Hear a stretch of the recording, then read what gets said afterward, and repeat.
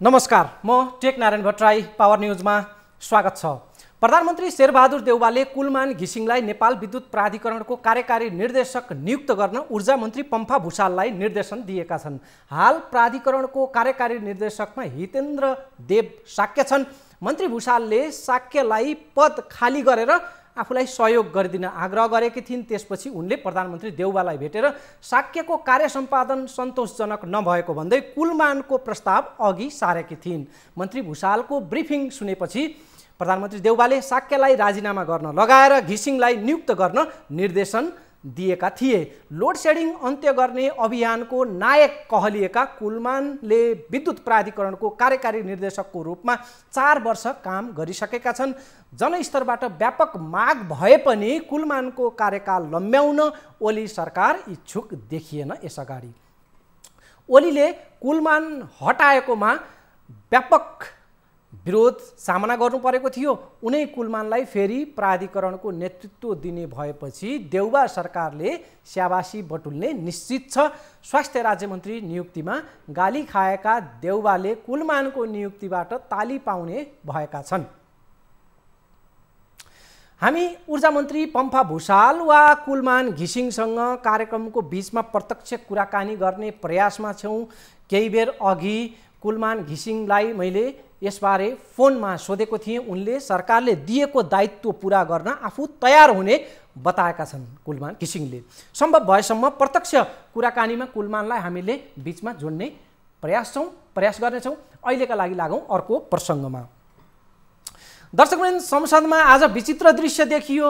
छाती थापेर देउवा सरकारको बचाउ गर्ने सत्ता पक्ष पनि एमाले, देउवा सरकारलाई कठोर प्रहार गर्ने कडा प्रतिपक्ष पनि एमाले। ओली पक्षका सांसद महेश बस्नेतले बैठकको सुरुमै देउवा सरकारलाई जसरी तेज धार प्रहार गरे उसै गरी माधव पक्षकी सांसद रामकुमारी झाँक्रीले पूर्ववर्ती ओली सरकारमाथि उनी उसै गरी खनिन्। विपक्षी दलको भन्दा कडा स्वरमा झाँक्रीले ओली सरकारका गलत निर्णय उल्ट्याउनु पर्ने जिकिर गरिन्। एउटै दल एमालेका सांसदको सत्ता र प्रतिपक्ष दुवै रूप संसदमा हेर्न लायक थियो। हेरौँ। एसएसपीले तुइन काटे जयसिंह धामी महाकालीमा डुबे, सरकार भन्छ मौन बस, समाचार नबनाऊ।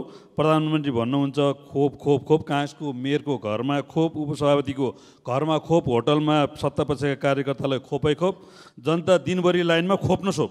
बिचरा सरकार व्यापारी मन्त्री बनाउँछ, दक्ष सचिव फेर्छ, वीरस्थलको एमडी फेर्छ, स्वास्थ्य माफियालाई संरक्षण गर्छ, देशभर पीडित जनता राहत पाइन भनेर कराउँदछन्। काँसका विपक्षीहरू सत्ता नपर्दा मन्त्री नपाए सत्तामा जान्न भन्दैछन्। काँसका वडा अध्यक्षहरू नगरपालिकाको कार्यालय फोड्दैछन्।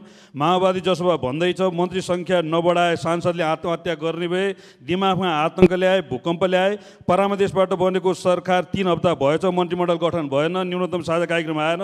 प्रधानमन्त्री अब बेरोजगार भएका त्रिपाठीहरूलाई अदालत पठाउनुहोस्, फलाना पार्टीको फलाना मन्त्रीलाई मन्त्री बनाइपाउँ भनेर परामदेश जारी गराउनुहोस्, नत्र जनादेश बिनाको सरकार चल्ला जस्तो देखिएन। अब जनता भन्दैछन् केपी बा आई लभ यू। सरकारले संविधानलाई ट्र्याकमा राख्न र लोकतन्त्रलाई सही बाटोमा हिँडाउने मात्रै दायित्व बोकेको छैन, पूर्ववर्ती सरकारले गरेका जनविरोधी कामहरूलाई खारेज गर्ने जिम्मेवारी पनि बोक्नुपर्छ। यसको एउटा राम्रो उदाहरण हो झापाको गिरिबन्धु टी स्टेट गार्डनको जुन हदबन्दीभन्दा बढी जग्गा बिक्री गर्ने अघिल्लो सरकारको क्याबिनेटको निर्णयलाई तत्काल खारेज गर्नुपर्छ भनेर झापाबाट एउटा प्रतिनिधिमण्डल पनि आएको छ। यसतर्फ सरकारको म ध्यान आकर्षण गर्न चाहन्छु। त्यसै गरी दार्चुलामा तोइन इरा सिद्धियो भनेर पूर्व प्रधानमन्त्रीले तुइनको इरा सिद्धियो भनेर गफ गर्दै हुनुहुन्थ्यो। त्यहाँ भारतीय एसएसबीका सेनाहरूले हातमा त्यो एउटा तुइन काट्ने एउटा झाँक्री बोल्दा बोल्दै माइक काटियो, समय अवधि सकियो। उनको इसारा थियो केपी ओलीको तुइन इरा तुइन युगको अन्त्यलाई दार्चुलाको घटनाले खिसी गरेको भनेर उनको त्योतर्फ इसारा थियो।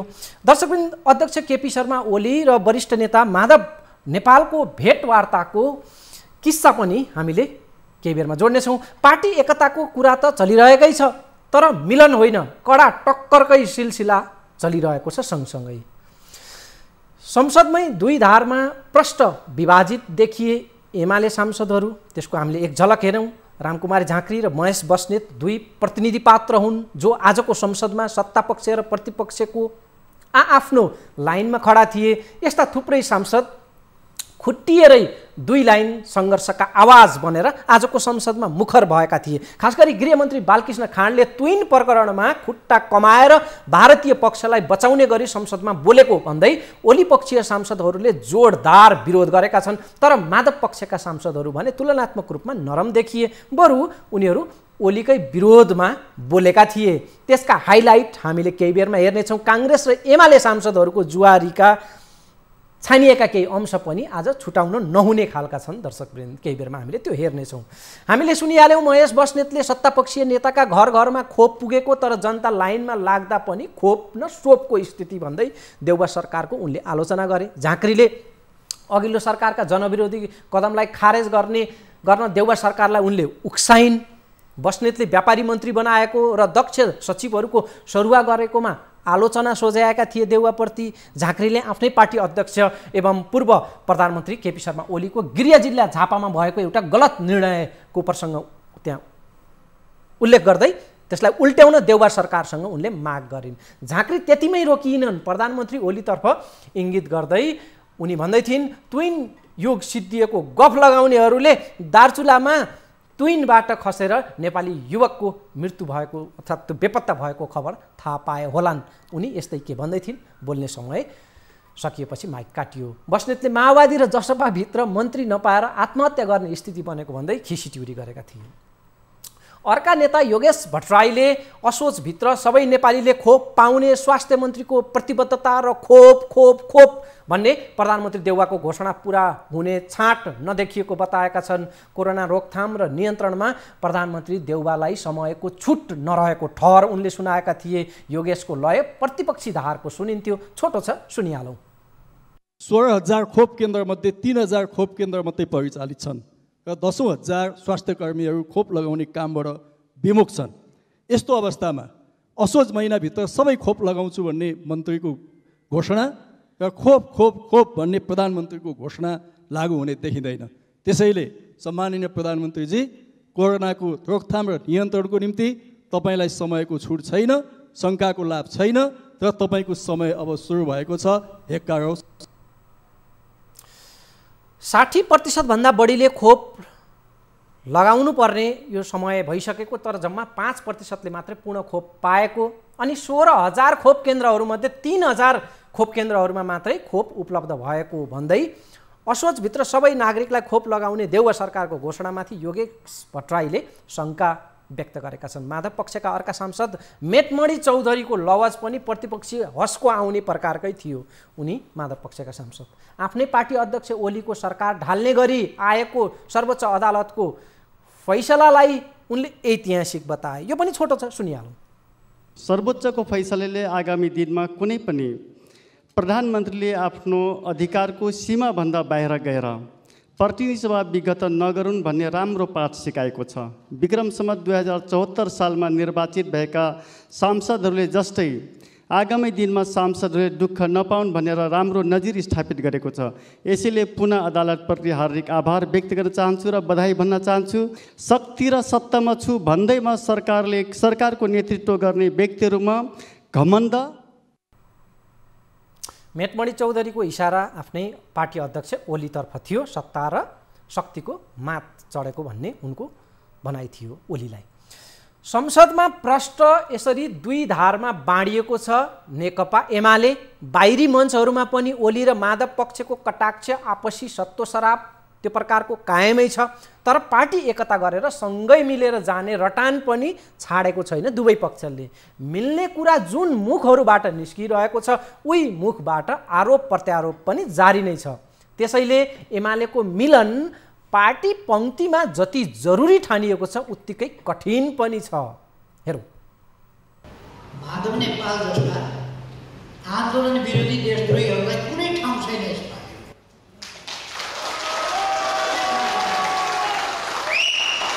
नेकपा एमालेको विवाद समाधानका लागि नजिकिँदै गरेको चुनावको मितिले पनि दबाब बढाएको छ। पार्टी प्रवक्ता प्रदीप गेवालीले 6 महिनापछि स्थानीय चुनाव हुने भन्दै अब पार्टीमा कलह गरेर बस्न नहुने बताएका छन्। चुनावका लागि तयारी गर्न अब ढिला हुने गेवालीको तर्क छ। 6 महिनापछि चुनाव छ, स्थानीय चुनाव।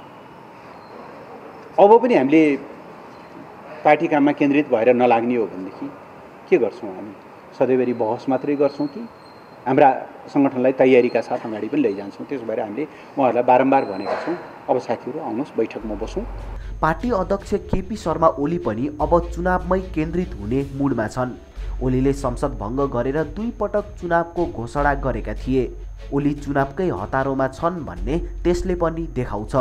प्रवक्ता गेवालीले आउनुहोस् साथीहरू बैठकमा सँगै बसौँ, अगाडि बढौँ भनेर गरेको आग्रहमा वरिष्ठ नेता माधव कुमार नेपाल पक्षका नेता रघुजी पन्तको प्रतिक्रिया छ, पार्टीबाट छुट्टिने भन्ने त हाम्रो कुरै छैन नि, हाम्रो प्रयास त पार्टीलाई बलियो बनाउने नै हो। छुट्टिने भन्ने त हाम्रो कुरै छैन नि, हाम्रो प्रयास त पार्टीलाई बलियो बनाउने, पार्टीलाई सुदृढ बनाउने, पार्टीको सुदृढीकरण गर्ने र पार्टीलाई एकताबद्ध बनाएर लैजाने, प्रतिनिधि सभाको आयु बढाउने, लोकतन्त्रलाई बलियो पार्ने, संविधानलाई बलियो पार्ने थियो। त्यसो हुँदाखेरि छुट्टिने भन्ने कुरा त हामीले कहिले पनि गरेका थिएनौँ। पन्तले भनेको जस्तै ओली र नेपाल पक्षबीच प्रतिनिधि सभा विघटनको मामलालाई कसरी बुझ्ने भन्नेमा फरक मत छ। ओली पक्ष विघटन नै ठिक थियो भन्नेमा छ भने माधव पक्ष विघटन बेठिक भन्नेमा छ। 2 पक्षबीच संसद विघटन र सर्वोच्च अदालतको फैसलाको विषयमा समान धारणा कायम हुन सक्ने अवस्था देखिँदैन। आफ्नै अडान र आरोप प्रत्यारोपले पार्टी एकता अघि बढ्न सकिरहेको छैन। माधव पक्षले ओलीसँग मिलेर अघि बढ्ने आधार नै तयार भएको छैन भनिरहेको छ भने प्रवक्ता गेवालीको जिकिर छ, अब पार्टी बैठकमा नआउने अल्मलिने कुनै कारण छैन। उनको दाबी छ सबै मिलिसकेको छ, सँगै अघि बढ्न अब समस्या छैन। फर्किने साथीहरूका लागि एउटा त्यो ठाउँ सुरक्षित गरेको स्थिति पनि हो। अब बैठकमा सहभागी नहुनुपर्ने, अब पार्टीलाई सुदृढ ढङ्गले अगाडि बढाउन अल्मलिनुपर्ने मैले कुनै पनि कारण देख्दिनँ। हामीले आशा गरेका छौँ साथीहरू छिटै काममा जोडिनु होला। ओली पक्षले मिल्न आह्वान गरिरहने तर प्रवृत्तिमा पटक्कै सुधार नगर्ने स्थितिका कारण एकता अघि बढ्न नसकेको भनाइ छ माधव पक्षको। ओलीको अहङ्कार अझै पनि कायमै छ, त्यसकै कारण पार्टीमा फेरि समस्या आउँछ भन्ने बुझाइ छ नेता नेपालको। पछिल्लो ताजा वक्तव्यमा अध्यक्ष ओलीले माधव पक्षलाई तल्लो स्तरमा खसाएर आरोप लगाएका थिए। 2 पक्षीय आरोप प्रत्यारोप अझै पनि उग्र रूपमै चलिरहेको छ। माधव नेपाल जस्ता आन्दोलन विरोधी देशद्रोहीहरूलाई कुनै ठाउँ छैन यसमा।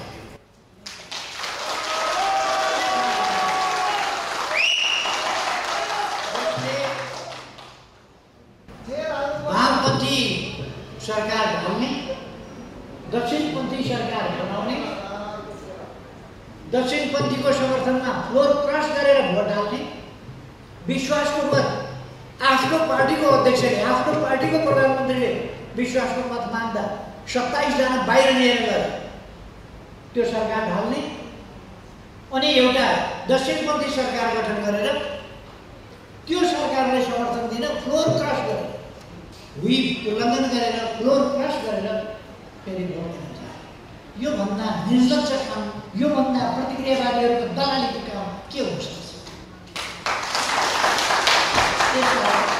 प्रवक्ता गेवालीको तर्क छ, हामी पार्टीको काममा अघि बढिसकेका छौँ, आउने साथीहरू बीचमा जोडिएर अघि बढ्नुहुन्छ।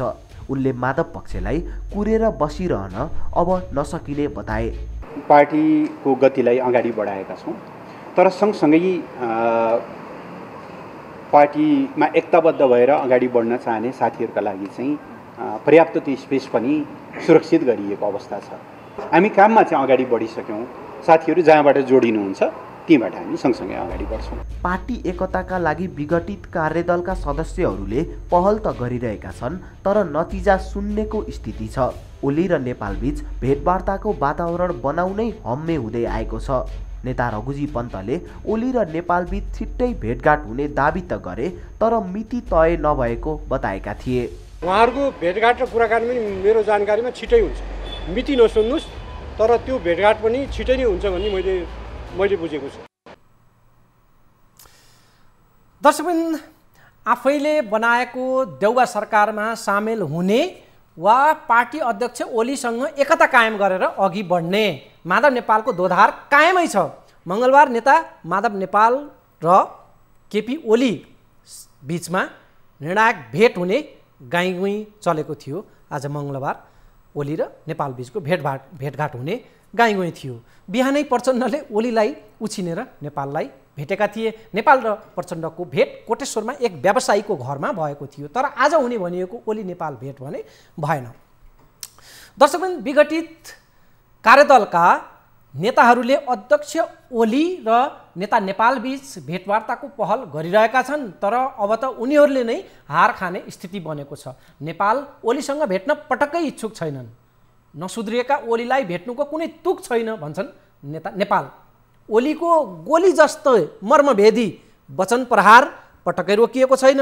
नेपाल पक्ष पनि आपसी आरोप प्रत्यारोपमा डटिरहेकै छ।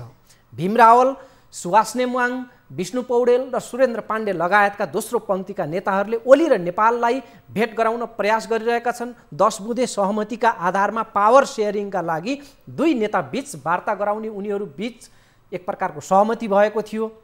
हिजो उनीहरूले आज मङ्गलबार त पक्कै भेट हुने बताएका थिए, तर दुई नेता बीच भेट भने भएन।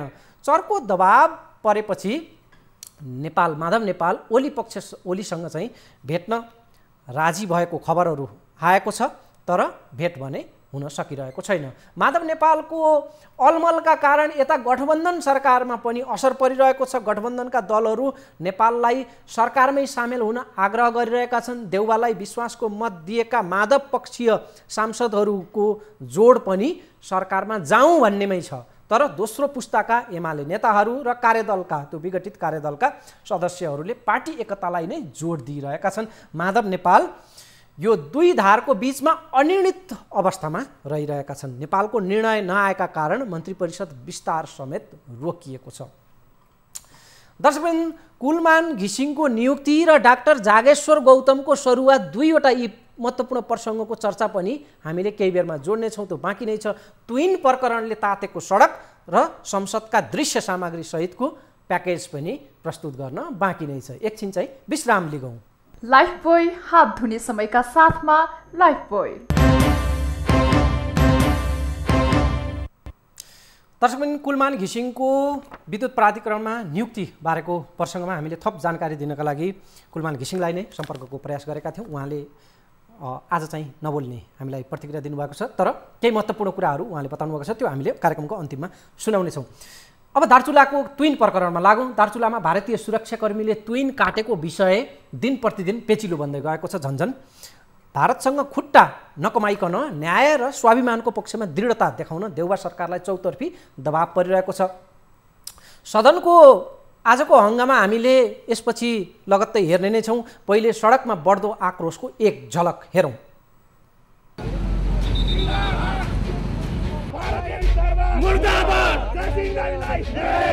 दार्चुलामा ट्विन काटिएको प्रकरणले काठमाडौँमा सडक र सदन तताएको छ।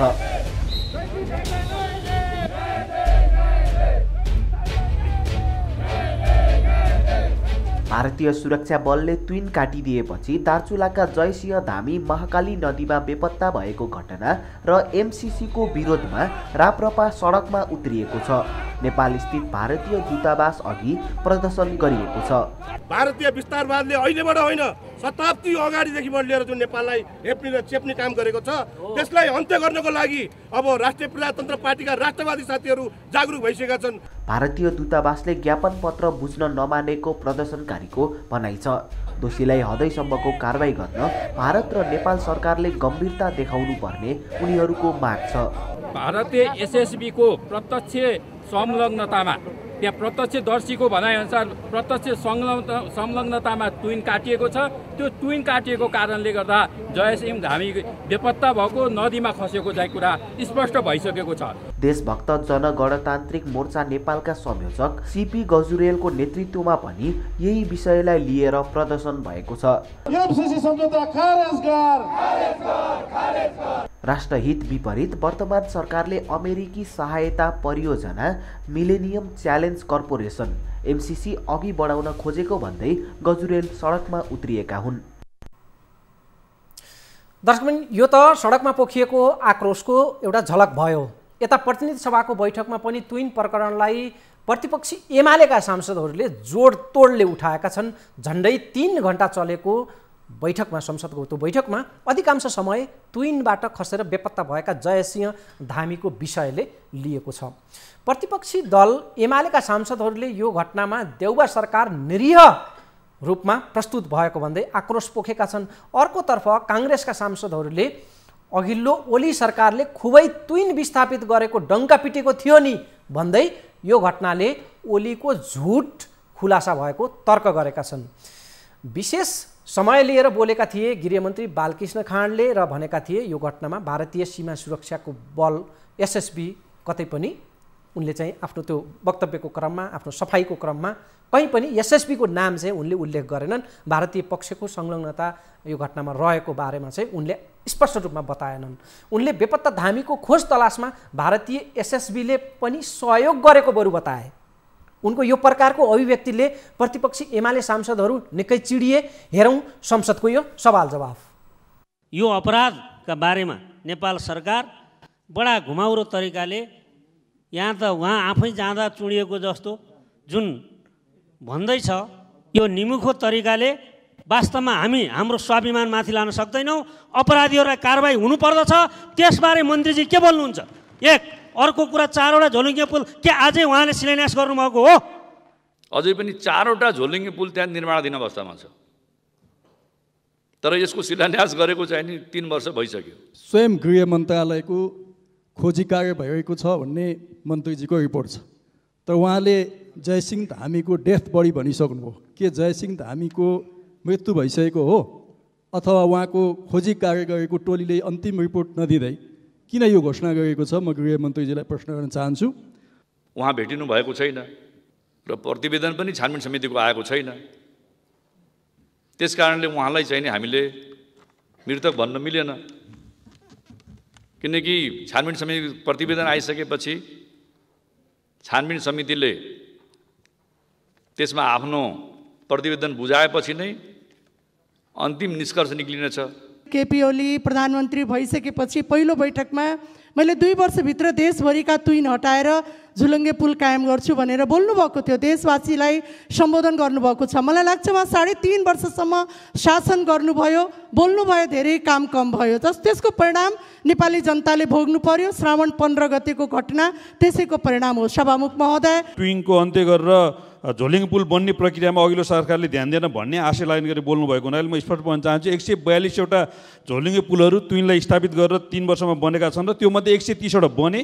3टा सिमानाका कारणले समस्या भएका कारणले 3टा पुल बन्न बाँकी छ र 9वटा पुलहरू चाहिँ ठेकेदारले ढिला गरेको र पेन्डेमिक भएको कारणले नबनेका हुन्। यो मुलुक तुइन मुक्त भइसकेको छ। यदि बनेको छैन भने ठेकेदार र पेन्डेमिकको अवस्थाले मात्रै बन्न बाँकी छ। यति कुरा म गृहमन्त्रीज्यूलाई जानकारी दिन चाहन्छु। मलाई थाहा छ नेपाली काङ्ग्रेसको नेतृत्वको सरकारले मुलुकमा नाकाबन्दी हुँदाखेरि नाकाबन्दी हो भन्न नसक्ने त्यो हैसियतको दलको नेतृत्वमा आज सरकार छ र यो सरकारले यो छानबिन गरेर सत्य तथ्य बाहिर ल्याउँछ र भारतसँग हाम्रो नेपाली नागरिकको किन जीवनमाथि यत्रो खेलवाड भयो भनेर प्रश्न गर्ने हैसियत राख्छ भन्ने मलाई लाग्दैन। जयसिंह धामीले न्याय पाउनुपर्छ। यदि यसमा सरकार मौन बस्छ, ढाकछोप गर्न खोज्छ भने हामी त्यसको सशक्त। नेपाल सरकारले जे तथ्य हो त्यही नै सार्वजनिक गर्नेछ र त्यो तथ्यका लागि नेपाल सरकारले पूर्ण रूपमा अडान लिनेछ र जुनसुकै कदम चाल्नको लागि पनि नेपाल सरकार तयार छ। पूर्व प्रधानमन्त्री केपी ओलीजीले नेपालमा 2 वर्षभित्र तुइन विस्थापित हुन्छ भनेर 2072 सालमा पहिलो प्रधानमन्त्री हुँदा उद्घोष गर्नुभयो। फेरि 2074 सालमा मैले प्रश्न उत्तर दिँदै गर्दा अब तुइन हेरेर म्युजियममा जानु भनेर पनि उहाँले चाहिँ मेरो प्रश्नको उत्तर दिनुभयो। मलाई लाग्छ यो उद्घोष र कार्यान्वयनको तारतम्यमा स्वयं प्रधानमन्त्रीज्यू नै, पूर्व प्रधानमन्त्रीज्यू नै जिम्मेवारी हुनुहुन्छ कि जस्तो पनि लाग्छ। यहाँ केही मान्छेहरूले भन्नुभयो केपी शर्मा ओलीले गफ गर्नुभयो भनेर। जिन्दगीभरि गफ गर्न मात्रै जानेका र नेतृत्वको विरोध गरेर मात्रै स्थापित हुन खोज्नेहरूले 2072 सालमा केपी ओली प्रधानमन्त्री हुँदाखेरि जम्मा 171वटा पुलहरू सर्वे भएका थिए तुइन विस्थापित गर्न। 142वटा बनिसके। 5वटा सीमा नदीको कारणले गर्दा महाकालीमा स्थगित भएको थियो। दोस्रो पल्ट उहाँ प्रधानमन्त्री हुँदाखेरि भारतीय पक्षसँग कुराकानी गरेर अहिले निर्माणाधीन अवस्थामा छन् र यही लामघाटको पुल। यो विवरण सुन्दाखेरि सत्य तथ्य आउँदैन। यो हामी यहाँ संसदलाई यो थाहा भइसक्यो, त्यसैले संसदीय समितिको जरुरी छ। अब बोल्नै पर्ने भएको छ। त्यसमाले कुन चस्मा लगाएर उहाँले चाहिँ अब त्यो विवरण सुनाउनु भयो हो, यो सदनलाई जानकारी होस्। सत्य तथ्य सङ्कलन गरेरै प्रतिवेदन बनाइने हो र प्रतिवेदनले ठहर गरेको निष्कर्षलाई सरकारले दृढताका साथ अगाडि बढाउनेछ। गृहमन्त्रीलाई म सोध्न चाहन्छु, 10 दिनसम्म समितिले प्रतिवेदन ल्याउने, फेरि 10 दिन तपाईँहरूले प्रतिवेदन पढ्ने, फेरि अर्को 10 दिनमा केही गर्ने खालको सोचमा हुनुहुन्छ कि केही अरू एक्सनमा गइसक्नु भएको छ? मलाई सोध्न मन लागेको छ। हामीले सुरुमा 7 दिनको समय दिने हो कि भनेको थियौँ, तर काठमाडौँबाट धनगढी जानु पर्यो, धनगढीबाट डडेलधुरा जानु पर्यो, डडेलधुराबाट दार्चुला जानु पर्यो। सुदूरपश्चिमका मान्यजीहरूलाई थाहा छ त्यहाँ जान आउनु पनि केही विकटताहरू छन्, समस्याहरू छन्, समय लाग्छ। त्यसकारणले नै हामीले चाहिँ 10 दिनको समय दिएको हो। जयसिंह धामीको बेपत्ता प्रकरण र ट्विनको बहस संसदमा आज चलेको। सरकारले बनाएको छानबिन टोली घटनास्थल पुगेको गृहमन्त्री खाँडले जानकारी दिए, तर अहिलेसम्म मृत्यु भएको वा जीवित रहेको केही पत्ता नलागेको उनले बताए। धामीको सास न लासको स्थिति छ, उनी बेपत्ता अवस्थामा छन्। सरकारले भारतसँग कुनै कूटनीतिक पहल गरेको बारे गृहमन्त्रीले केही पनि खुलाएनन्। परराष्ट्र तहमा वा दूतावास तहमा उनले यो प्रकारको हाम्रो पहल अघि बढेको छ भन्ने केही खुलाएनन्। जिल्ला प्रशासन कार्यालय दार्चुलाबाट भारतीय पक्षलाई पत्राचार गरिएको भनेर उनले त्यसैलाई नेपाल सरकारको प्रतिक्रिया र उपलब्धि जस्तो रूपमा प्रस्तुत गरेका थिए। एमाले सांसदहरूलाई गृहमन्त्रीको यो प्रकारको प्रस्तुति निकै फितलो लाग्यो र उनीहरू आक्रामक बने। गृहमन्त्रीको आशय र प्रस्तुतिले जयसिंह धामी आफै ट्विन चुडिएर खसेको भन्ने अर्थ दिन खोजेको भन्दै सरकार राष्ट्रिय स्वाभिमानमा अडिग नदेखिएको एमाले सांसदहरूको आरोप छ। काङ्ग्रेस सांसद गगन थापाले भारतकै यस्तै प्रकृतिको एउटा घटना संसदमा आज सुनाएका थिए। भारतले आफ्ना 2 जना मछुवाराहरूको हत्या हुँदा 4 वर्षसम्म न्यायको लागि लडेको प्रसङ्ग गगनले सुनाएका थिए। भारतीय एसएसबीले घटनामा आफ्नो संलग्नता नरहेको दाबी गरेको कुराहरू मिडिया मार्फत आएको उनले सुनाउँदै यसको सत्यताबारे सरकारले जानकारी दिनुपर्ने बताएका थिए। जयसिंह धामीको घटनामा भारतीय पक्षले भारतीय सीमा सुरक्षा बलको कुनै संलग्नता नरहेको भन्ने जिकिर गर्यो भन्ने मिडियामा आएको छ। सत्य के हो? भारतीय पक्षले आधिकारिक रूपमा आफ्नो संलग्नता नभएको भनेर भनेको हो। यदि यस्तो हो भने छानबिन समितिलाई भारतीय पक्षले कस्तो सहयोग गर्ला? हाम्रो छानबिन समितिले सत्य तथ्य पत्ता लगाएर यो लिएर आउँछ भन्ने कुराको विश्वास मान्य गृहमन्त्रीज्यूले हामीलाई कसरी दिलाउनुहुन्छ? 2012 मा केरलाको समुद्री तटको नजिक इटालियन मरिनहरूको गोलीबाट 2 जना भारतीय मछुवारहरूको हत्या हुँदै गर्दा भारतीय सरकार 3-4 वर्षसम्म लगातार लड्यो, दृढबाट लड्यो। आफ्नो 2 जना मछुवारहरूको हत्या भयो भनेर लड्यो। जयसिंह धामीको हत्याको सन्दर्भमा सत्य तथ्य बाहिर आइसके पछाडि उनको अवस्था पत्ता लागिसकेपछि नेपाल सरकारले जसरी भारत इटलीसँग लड्यो त्यसै गरिकन हाम्रो सरकार भारतसँग त्यसै गरिकन जमेर डटेर लड्छ भन्ने कुराको विश्वास मान्य गृहमन्त्रीले हामीलाई कसरी दिलाउनुहुन्छ? दर्शकबिन, सांसदहरूले उठाएका प्रश्नहरूको जवाफ दिने क्रममा पनि गृहमन्त्री खाँडले घटनामा भारतीय सुरक्षा बलको संलग्नताबारे मौनता साधेका थिए। सरकारले गठन गरेको छानबिन समितिले प्रतिवेदन नबुझाएसम्म कुनै निष्कर्षमा पुग्न नसकिने उनको एकहोरो अडान र त्यो प्रकारको भनाइ थियो। दर्शकबिन, अब अन्तिममा यति बेलाको ध्यान तान्ने 2वटा महत्त्वपूर्ण र अर्थपूर्ण मामला विकसित भइरहेका छन्। एउटा हो कुलमान घिसिङको विद्युत प्राधिकरणमा पुनः नियुक्तिको कुरा र अर्को हो डाक्टर जागेश्वर गौतमको वीर अस्पतालबाट सरुवा। वीर अस्पतालमा पछिल्ला दिन तनावको माहौल छ। त्यहाँको तनावले देउवा सरकारलाई समेत झमेलामा पारिरहेको छ। उसैत प्रधानमन्त्री शेरबहादुर देउवा र स्वास्थ्य राज्यमन्त्री उमेश श्रेष्ठ बीचको मामलाले आलोचना भइरहेकै थियो। त्यसमाथि राज्यमन्त्रीका पछिल्ला निर्णयले थप बवण्डर खडा गरेको छ। घरि के समाचारहरू बीचबीचमा आइरहेका छन् र जागेश्वर गौतमको सरुवा चाहिँ पक्का भएको ताजा खबर छ। कोभिड-19 सम्बन्धी नियमित प्रेस ब्रिफिङमा स्वागत छ। म डाक्टर जागेश्वर गौतम। कोरोना पछि निकै चर्चामा आएको नाम हो डाक्टर जागेश्वर गौतम। रुखो मिजाजमा प्रश्न बोल्ने स्वास्थ्य मन्त्रालयका प्रवक्ताको छवि उनले बनाएका थिए। ओली सरकारले उनलाई कोभिड-19 युनिफाइड केन्द्रीय अस्पतालको प्रमुख कार्यकारी अधिकारी बनायो र वीर अस्पतालमा खटायो। कर्मचारीकै आन्दोलन र तनाव व्यवस्थापनका क्रममा जागेश्वर चर्को विवादमा परे। आफ्नै कर्मचारीलाई प्रहरी लगाएर कुटाएको भन्दै वीरकै कर्मचारीले जागेश्वरलाई अस्पताल प्रवेशमै रोक लगाएका थिए। ओली सरकारले खटाएको डाक्टर त्यसमाथि विवादमा आएको मौका छोपेर देउबा सरकारका स्वास्थ्य राज्यमन्त्री उमेश श्रेष्ठले डाक्टर जागेश्वर गौतम सहित 4 जनाको जिम्मेवारी हेरफेर गरिदिए। जागेश्वरलाई वीर अस्पतालबाट प्रसुति तथा स्त्री रोग अस्पताल थापाथली सरुवा गरियो। उनको सरुवा निर्णयले झनै तरङ्ग तब ल्यायो जब प्रधानमन्त्री देउबाले आफ्नै राज्यमन्त्रीले गरेको सरुवा निर्णयलाई रोकिदिए। राज्यमन्त्री श्रेष्ठले जागेश्वरको ठाउँमा ट्रमा सेन्टरका डाक्टर रुद्र मरासिनीलाई पठाएका थिए। तर प्रधानमन्त्री देउबाले राज्यमन्त्रीले निर्णय गर्न नमिल्ने भन्दै सरुवा निर्णय कार्यान्वयनमा रोक लगाएका छन्। स्वास्थ्य राज्यमन्त्रीका कारण उसै पनि विवादमा परेका बेला देउबाको यो पछिल्लो निर्णयले मन्त्री श्रेष्ठलाई नैतिक सङ्कट थपिदिएको छ। दर्शकवृन्द, वीर अस्पताल र जागेश्वर गौतमको मामलामा घटनाक्रमहरू एकपछि अर्को गर्दै विकसित भएका छन्। अघिको रिपोर्टमा जे उल्लेख भए पनि डाक्टर जागेश्वर गौतमको सरुवा चाहिँ पक्का भएको छ। स्वास्थ्य तथा जनसङ्ख्या मन्त्रालयले डाक्टर जागेश्वर गौतमको परोपकार प्रसुति तथा स्त्री रोग अस्पताल थापाथलीमा सरुवा भएको र अन्य 3 जनाको सरुवा जुन स्वास्थ्य राज्यमन्त्रीले गरेका थिए त्यसलाई चाहिँ रोकिएको जनाएको छ। स्वास्थ्य राज्यमन्त्री उमेश श्रेष्ठले गरेका अन्य सरुवालाई बदर गर्दै केवल डाक्टर जागेश्वर गौतमको सरुवा निर्णय चाहिँ सदर भएको स्वास्थ्य मन्त्रालयले जानकारी दिएको छ। र अन्त्यमा दर्शकवृन्द, कुलमान घिसिङले सरकारले दिएको जिम्मेवारी पूरा गर्न आफू तयार रहेको प्रतिक्रिया केही बेर अघि हामीलाई दिएका छन्। हामीले प्रत्यक्ष कुराकानीको आग्रह उहाँलाई गरेका थियौँ। अहिले बोलिहाल्ने परिपक्व स्थिति चाहिँ भइ नसकेको भन्दै कुलमान घिसिङले प्राधिकरणमा आफ्नो नियुक्तिको आधिकारिक प्रक्रिया अघि बढेको बारेमा अहिलेसम्म चाहिँ आफूलाई प्रष्ट जानकारी आइ नसकेको बताएका छन्। अहिले यति मात्रै भनौँ, सरकारले खटाएको काम गर्नु नागरिकको कर्तव्य हुन्छ।